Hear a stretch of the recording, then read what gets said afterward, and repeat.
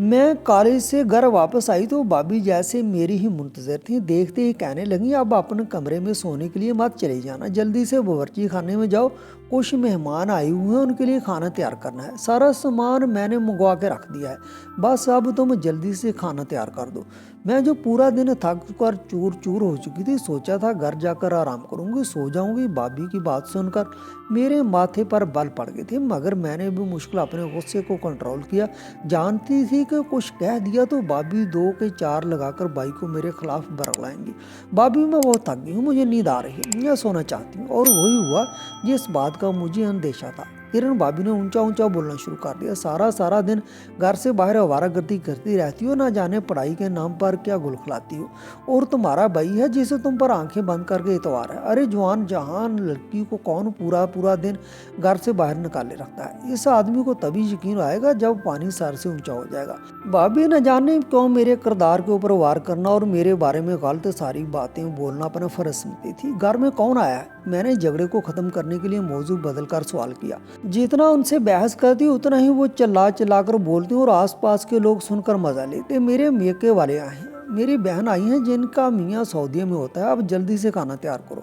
मैं थके थके अंदाज में कमरे में गई थी, आंखों से आंसू उबल पड़े थे जिन्हें मैंने बेदर्दी से पूंछ डाला था।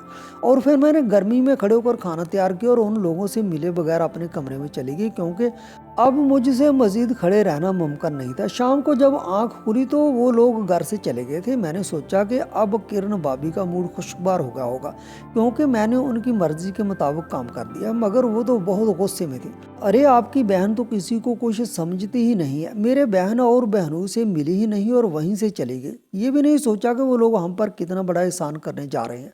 मेरा ये बहनोई तो है जो आपको बाहर लेकर जा रहा है, और आपकी बहन के मिजाज ही नहीं मिलते। दिलावर भाई भी मुझ पर गुस्से से चलाने लगे थे। तुम्हें आएगी का बिल्कुल भी ख्याल नहीं है, सारा घर आते ही तुम सो गई। मैंने एहतजाज करना चाहा, भाई को सच बताना चाहा कि मैं थक गई थी, काम करके मुझ में हिम्मत नहीं थी कि मैं किसी के सामने जाती, मगर यहाँ बोलना कुछ भी बेकार था। वक्त जो ही बीतता जा रहा था, भाई के बाहर जाने की सारी तैयारियां तकरीबन मुकम्मल हो चुकी थी। किरण भाभी भी खुश थी कि अब भाई बाहर चले जाएंगे तो घर के हालात भी बदल जाएंगे। वहीं पर इन्हें गुस्सा भी था कि उनका शोहर उनसे दूर जा रहा है, और इस बात का भी गुस्सा न जाने क्यों मुझ पर उतारती है। जब भाई ने कहा कि वो बाहर जाकर मुझे बहुत अच्छी यूनिवर्सिटी में एडमिशन करवा देंगे, मुझे किसी चीज़ की कमी नहीं होगी और मेरी बहुत धूमधाम से शादी भी करेंगे, तब भाभी का चेहरा देखने वाला था। वो बाहर की कमाई और हर एक चीज़ पर सिर्फ अपना ही हक समझती थी। इन्हें लगता था कि मैं ज़बरदस्ती उनके गले पड़ी हूँ। मेरा दुनिया में था ही कौन? छोटे से थे जब अम्मा अब्बा हमें छोड़कर दुनिया से चले गए थे। बाई को ही मैंने माँ और बाप के रूप में देखा था। उन्होंने हर मौका पर मेरा खूब साथ दिया था, मुझे हौसला दिया, सहारा दिया और मेरी ज़रा ज़रा सी खुशियों का ख्याल रखा। उन्होंने खुद अपनी पढ़ाई को दरमियान में छोड़ दिया था, सिर्फ इस वजह से कि मैं अपनी तालीम को जारी रख सकूं और मुझे किस चीज़ की कमी महसूस ना हो। जब तक भाई की शादी नहीं हुई थी तब तक सब कुछ बहुत अच्छे से जा रहा था। भाई की शादी भी एक गरीब खानदान में ही फूफो की मदद से अंजाम पाई थी। किरण भाभी फूफो के दौर के जानने वाले थे। वो 2 बहनें थीं जिनका भी मुश्किल ही गुजारा होता था। किरण भाभी बड़ी थी और उनसे छोटी साजिदा थी, जो कि इन भाभी से भी बहुत ज़्यादा खूबसूरत और सलीका शुआर लड़की थी। किरण भाभी के बाद साजिदा का रिश्ता एक बहुत अच्छे खानदान से आया था। लड़का सऊदी में था, अच्छा खासा कमाता पीता था। तब से भाभी को बहुत गुस्सा था कि उनके माँ बाप ने उनकी शादी जल्दबाजी में की है, और वरना उनके पास भी आज सब कुछ होता। किरण भाभी के लिए मेरे भाई की मोहब्बत और ख्याल रखना जैसे कुछ भी अहम नहीं था, उनके लिए सिर्फ पैसा ही अहम था। तब भाई ने तंग आकर फैसला किया कि इन्हें भी बाहर जाना चाहिए, क्योंकि इस मुल्क में रहकर कम वक्त में इतना पैसा हासिल करना बहुत मुश्किल काम था। वो पढ़े लिखे तो थे नहीं कि जो अच्छी जॉब मिल जाती, ना ही इतना पैसा था कि कारोबार शुरू कर लेते। ऐसे में किरण भाभी ने अपने बहन से बात की तो उनके शोहर अच्छे इंसान थे। उन्होंने दिलावर भाई को वहीं बुला लिया और अब वो भाई का वीज़ा भी बेच चुके थे। भाई अब सऊदी जाने की तैयारी कर रहे थे। वो बार बार मुझे अपना ख्याल रखने की ताकीद करते, जानते थे कि भाभी कभी भी मेरा वैसे ख्याल नहीं रख सकती जैसे भैया रखते थे। भाई के जाने के बाद मेरी ज़िंदगी जिस मोड़ पर मुड़ी उसका तस्वर भी मैंने कभी नहीं किया था। दिलावर भाई के जाने का दिन मेरी ज़िंदगी का सबसे भारी दिन था। वो एयरपोर्ट पर जाते हुए बार बार पलट कर मुझे देख रहे थे। उनकी आंखों में मेरे लिए फिक्र थी, मगर वो मजबूर थे क्योंकि इन्हें हमारे मुस्तकबिल के लिए परदेश जाना था। जब वो चले गए तो घर में एक ऐसी खामोशी छा गई जो मुझे अंदर ही अंदर खाने लगी। लेकिन ये खामोशी तूफान से पहले का सुकून थी, क्योंकि किरण भाभी अब अपने असल रूप में आने वाली थी। कुछ ही दिनों बाद मालूम हुआ कि भाभी उम्मीद से हैं। ये खबर सुनकर मैं अपनी तमाम तलखियाँ भूल गई और खुशी से नहाल हो गई। मैंने सोचा कि शायद अब घर में एक नई जिंदगी आने वाली है तो भाभी का रवैया भी बदल जाएगा, उनके दिल में नरमी आ जाएगी। मगर हालात इसके बिल्कुल बरक्स निकले। हामला होने के बाद भाभी का रवैया मेरे साथ मजीद जारहाना हो गया। अब वो पहले से कहीं ज़्यादा चिड़चिड़ी और बदतमीज़ हो गई थी। मैंने अपनी पढ़ाई के साथ साथ घर की तमाम जिम्मेदारियां अपने कंधों पर ले ली थी। मैं सुबह सवेरे उठकर नाश्ता बनाती, घर की सफाई करती, कॉलेज जाती, फिर वापसी पर थकी हारी और बावर्ची खाने में जुट जाती। भाभी सारा सारा दिन बिस्तर पर लेटी रहती या फ़ोन पर अपनी बहन साजिदा से गीबतें करती रहती। डॉक्टर ने इन्हें आराम का मशवरा दिया था, लेकिन वो आराम करने की बजाय हर वक्त अपनी सेहत के साथ खिलवाड़ करती थी। जिन चीज़ों से डॉक्टर ने इन्हें सख्ती से मना किया था, जैसे बहुत ज़्यादा मिर्च मसाले वाला खाना या भारी चीज़ें उठाना, वो जानबूझकर वही काम करती ताकि मुझे तंग कर सके। मैं इन्हें कहती, भाभी आप ये चटपटी चीज़ें मत खाएं, आपकी तबीयत खराब हो जाएगी। तो आगे से तब कर जवाब देती, तो मेरी माँ बनने की कोशिश मत करो, अपनी हद में रहो, तुम चाहती हो कि मैं भूखी मर जाऊँ। वो सारा दिन मोहल्ले में फिरती रहती, कभी किसी पड़ोसी के घर तो कभी किसी के। मैं इन्हें रोकती कि भाभी इस हालत में इतना चलना फिरना ठीक नहीं, आप घर पर आराम करें। तो वो भाई को फ़ोन करके मेरी शिकायतें लगाती कि मैं इन्हें घर में कैद रखना चाहती हूँ और इन्हें खाना पीना भी नहीं देती। एक दोपहर जब मैं कॉलेज से आई तो देखा कि भाभी किचन में बारी अलमारी को खसकाने की कोशिश कर रही थी। मैं दौड़कर उनके पास गई और कहा, भाभी जी आप क्या कर रही हैं? आपको मना किया है ना कि कोई भारी चीज़ नहीं उठानी। उन्होंने गुस्से से मेरा हाथ झटक दिया और बोली, तुम्हारे भरोसे बैठी रहती तो ये घर गंदगी का ढेर बन जाता, हटो यहाँ से, मुझे अपना काम करने दो। मैंने लाख मिन्नतें की मगर वो नहीं मानी। उनकी जिद और लापरवाही देखकर मेरा दिल बैठने लगा था और फिर वही हुआ जिसका मुझे डर था। एक शाम भाभी की तबीयत अचानक बहुत ज़्यादा बिगड़ गई। वो दर्द से कराहने लगी, देखते ही देखते खून बहने लगा। मैं बुरी तरह डर गई। मैंने अकेले में हिम्मत जमा की, टैक्सी बुलाई, इन्हें अस्पताल ले गई। मैं वहाँ घंटों उनके लिए दुआ करती रही, नर्सों के पीछे भागती रही, लेकिन कुदरत को कुछ और ही मंजूर था। डॉक्टर ने बाहर आकर बताया कि मिस कैरेज हो गया है, बच्चा नहीं बच सका। मैं वहीं अस्पताल के ठंडे फर्श पर बैठकर रोने लगी। मुझे उनके दुख का एहसास था, मगर मुझे क्या मालूम था कि ये हादसा मेरी ज़िंदगी का सबसे बड़ा गुनाह बना दिया जाएगा। अगले ही दिन जब भाई का फ़ोन आया तो मैंने सोचा कि मैं इन्हें तसल्ली दूंगी, मगर भाभी ने फ़ोन पकड़ते ही ऐसी अदाकारी शुरू की कि मेरे पैरों तले से ज़मीन निकल गई।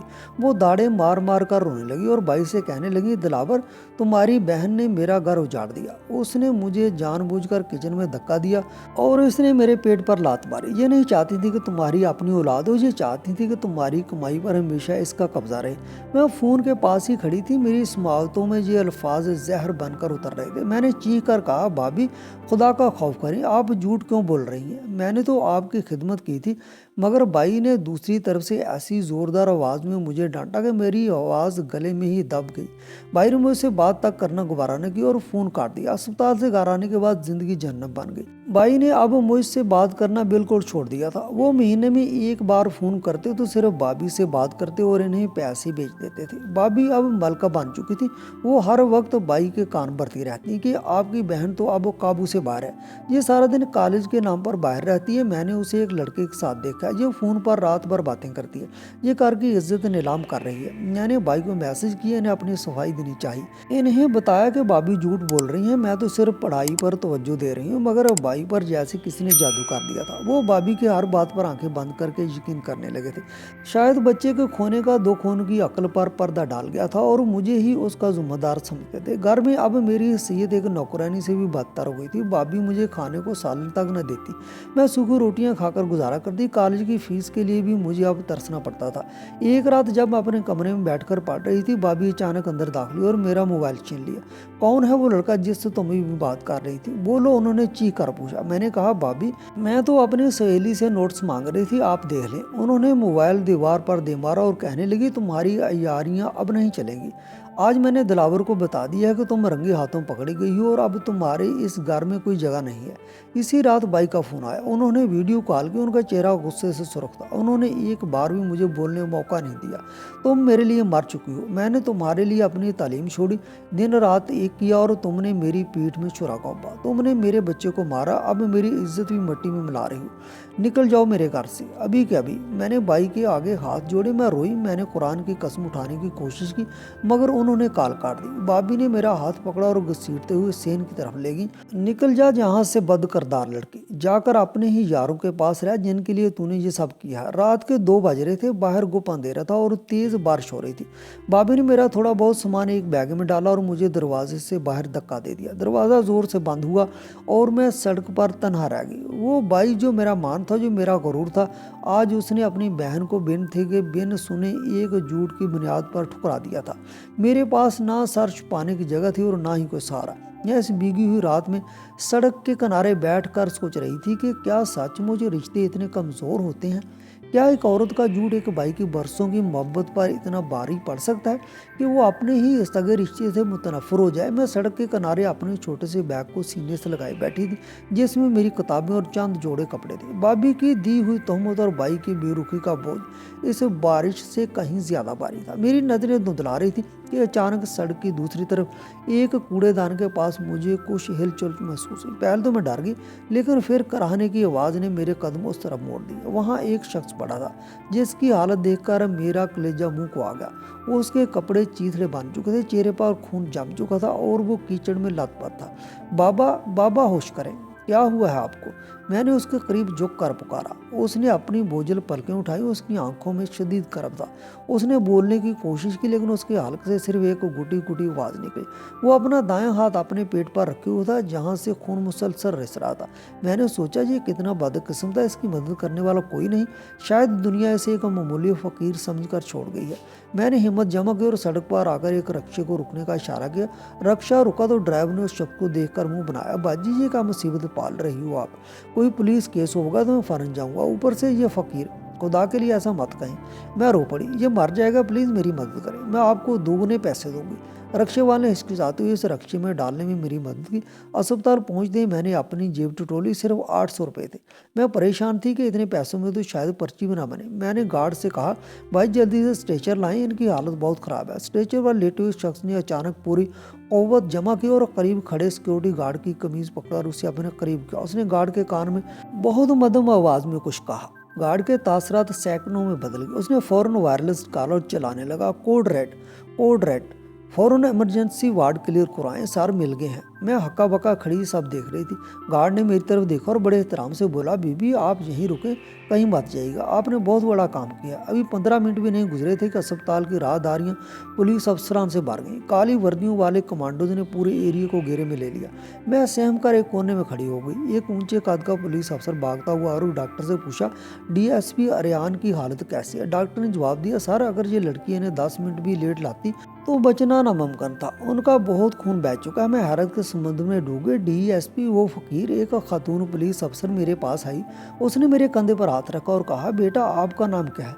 आप बहुत बहादुर हैं। अरियान सर पिछले 3 दिन से लापता थे। वो एक गैंग को पकड़ने के लिए फकीर का रूप धारे हुए थे, लेकिन उन पर हमला हो गया था। किसी ने उनकी मदद नहीं की, सब उन्हें बकारी समझ रहे थे। वो मुझे एक वीआईपी लॉन्ज में ले गए, जहाँ मेरे लिए खाना लाया गया। मैंने 2 दिन से कुछ नहीं खाया था, लेकिन भूख जैसे उठ चुकी थी। 3 दिन बाद अरियान को होश आया। मुझे इस कमरे में बुलाया गया। वो अब एक मुख्तलिफ इंसान लग रहा था, एक पुरवकार और पुरकशिश नौजवान। उसने मुझे देखकर एक नईब सी मुस्कुराहट दी और इशारे से अपने पास बुलाया। तुम्हारा नाम क्या है?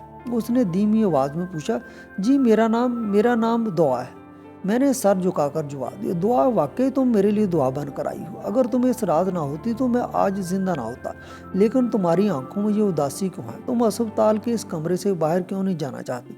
मेरी सिसकियाँ निकल गई। मैंने उसे सब कुछ बता दिया, भाई की मोहब्बत, भाभी की मक्कारी, वो झूठा इल्ज़ाम, वो काली रात जब मुझे घर से निकाला गया। अरियान खामोशी से सुनता रहा।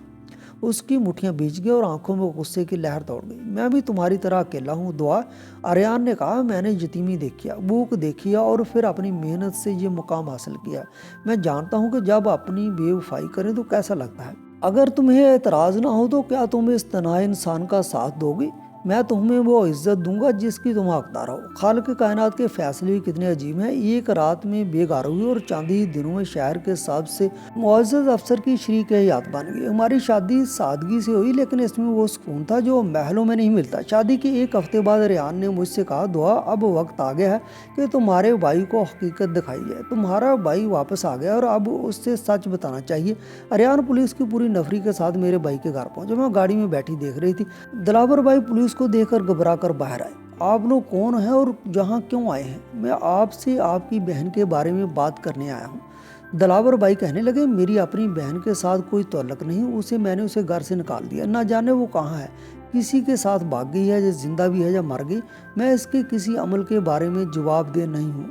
भाई की बात सुनकर मेरा दिल जख्मी हो गया। अरियान जख्मी इस अंदाज में मुस्कुरा दिया। मिस्टर दिलावर, आपको अंदाजा है कि आपने अपनी बहन के साथ क्या किया? वो लड़की जिस पर आपने तोहमत लगाई वो इस वक्त इस शहर के डीएसपी की बीवी है। मैंने उसके साथ इज्जत से निकाह किया और दिलावर भाई हैरान रह गए थे।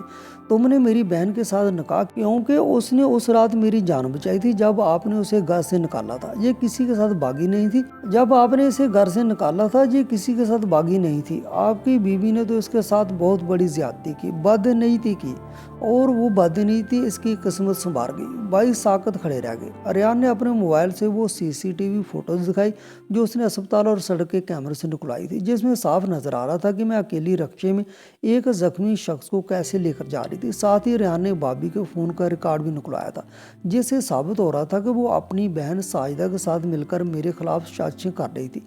भाई की आंखों से आंसू बहने लगे। वो भागे हुए गाड़ी के पास आए और शीशे पर हाथ मारकर रोने लगे। दुआ, मुझे माफ कर दो, मैं अंधा हो गया था। मैंने इस औरत की बातों में आकर अपनी जान से प्यारी बहन को खो दिया। ये सब आवाजें घर के अंदर भी सुनाई दे रही थी। भाभी अंदर से निकली, उनका रंग जर्द पड़ चुका था। वो रियान की वर्दी और रोब देखकर कांप रही थी। भाई ने पलटकर इन्हें देखा और गुस्से से चलाए, किरण, अभी के अभी इस घर से निकल जाओ। तुमने सिर्फ मेरी बहन को नहीं निकाला था, तुमने मेरी गैरत और मेरी अक्ल को भी मार दिया था। मैं तुम्हें तलाक देता हूँ। मैंने फौरन गाड़ी से निकलकर भाई का हाथ थाम लिया। नहीं भाई, रुक जाए। भाई ने हैरत से मेरी तरफ देखा। दुआ जी, तुम क्या कह रही हो? मैंने मुस्कुराकर रियान की तरफ देखा और फिर भाई से कहा, भाई, इसकी बदनीति ने मुझे एक ऐसी राह दिखाई जहां मुझे रियान मिले। अगर जो मुझे घर से ना निकालती तो शायद मैं आज भी किचन में पिसती रहती और रियान सड़क पर दम तोड़ देते। उसने जो बुरा किया अल्लाह ने उसे मेरे लिए बेहतर बना दिया। मैं नहीं चाहती थी कि मेरी वजह से आपका घर टूटे। इन्हें माफ़ कर दें, लेकिन याद रखें रिश्ता भरोसे से होता है, कान के कच्चे होने से नहीं। भाई मेरी बात सुनकर ज़मीन पर बैठ गए। इन्हें अपनी बहन की सच्चाई का अंदाज़ा हो चुका था। भाभी शर्मिंदगी से सर झुकाए वहीं खड़ी रह गई। अरियान ने मेरा हाथ थामा और हम वापस अपनी नई जिंदगी की तरफ चल पड़े। वो शाम मेरे लिए एक नया सूरज लेकर आई थी। भाभी की नफरत ने मुझे वो मुकाम दिला दिया था जिसका मैंने कभी ख्वाब भी नहीं देखा था।